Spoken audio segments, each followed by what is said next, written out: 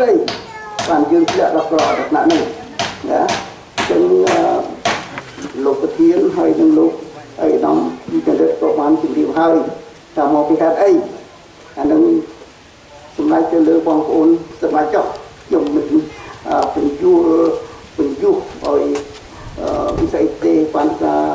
លោកប្រធានចង់ខ្ញុំជម្រាបថាតើខ្ញុំរស់យ៉ាងម៉េច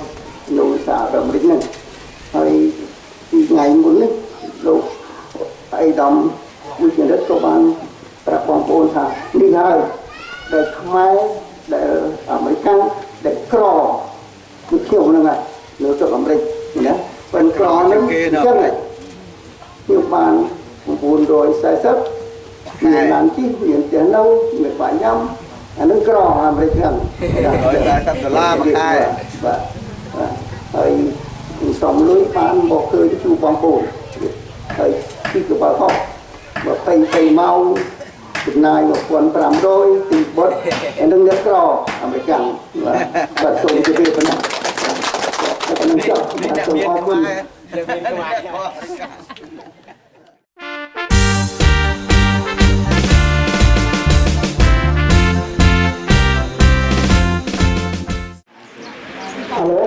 ខ្ញុំជំរាបសួរបងប្អូនទាំងអស់គ្នា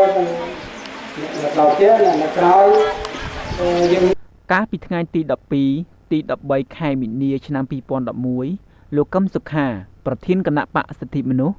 និងជាអ្នកតំណាងរាស្ត្រមណ្ឌលកំពង់ចាម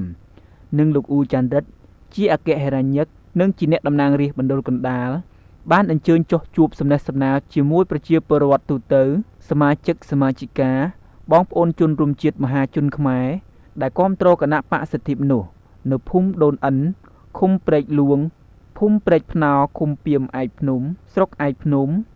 ភូមិក្បាលអាងឃុំព្រែកខ្ពស់ភូមិលវាឃុំលវាស្រុកបវលខេត្តបាត់ដំបងសូមបងប្អូនជនរួមជាតិតាមដានទស្សនានៅសកម្មភាពវេទិកាសាធារណៈរបស់គណៈបកសិទ្ធិមនុស្សនៅតាមមូលដ្ឋានខេត្តបាត់ដំបងក្នុងខែមីនាដូចតទៅបាទតើអាចលោកក៏ស្រាយខ្ញុំបានអត់ចឹងនេះខ្ញុំមិនដឹងថាមានបាទខ្ញុំនៅតាមបន្លាយហ្នឹងបន្លាយទឹកលុះហើយទឹកឈឺទីឈឺដូចប្រពន្ធកូនប្រពន្ធអីទាំងអស់ចឹងហើយនៅបន្លាយនៅឲ្យចេញទៅខាងទឹកស្រុកថ្មីតែកន្លងបាយហ្នឹងឥឡូវខ្ញុំធំទៅទៅចុះតែខ្ញុំនិយាយព្រមមានពេលខោស្គងໄວសូមទៅទៅបាទអរគុណណាស់ចាបាទអរគុណណាស់បាទអរគុណแล้วបងប្អូនណាមានទៀតជើញបាទជើញណាយើងខ្លាចគេជន់យើងហើយខ្លាចគឺថាអត់អំណាចកាលថាអត់អំណាចក្រអ្នកណាមានអំណាចនឹងមានប្រជាពលរដ្ឋប្រទេសណាមានអំណាចប្រជាពលរដ្ឋនៃប្រទេសនោះគេមានប្រជាពលរដ្ឋគេហ៊ានគាត់មិនមែនឲ្យយើងហ៊ានទៅរំលោភច្បាប់ទេហ៊ានគ្រាន់តែប្រើសិទ្ធិរបស់យើងសម្ដែងមតិទេណាបងប្អូនណាអញ្ចឹងអ្វីដែលគាត់បានសួរបាញ់មិញនេះថាគាត់អត់ដីហើយមករស់នៅលើបន្លាយឈឺផងអីផងតើជួយគាត់បានទេខ្ញុំសូមបញ្ជាក់ជូនថាជួយបានគឺភារកិច្ចរបស់រដ្ឋាភិបាលជាអ្នកគ្រប់គ្រងប្រជាពលរដ្ឋរៀបចំបម្រើប្រជាពលរដ្ឋ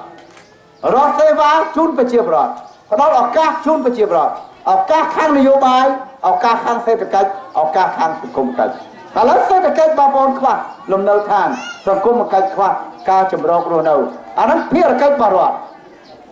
រដ្ឋាភិបាលកើតមកពីណាកើតមកពីយើងបើយើងបោះឆ្នោតឲ្យអ្នកដែលអត់រកដីឲ្យយើងអ្នកយកដីឲ្យយើងអ្នកយកដី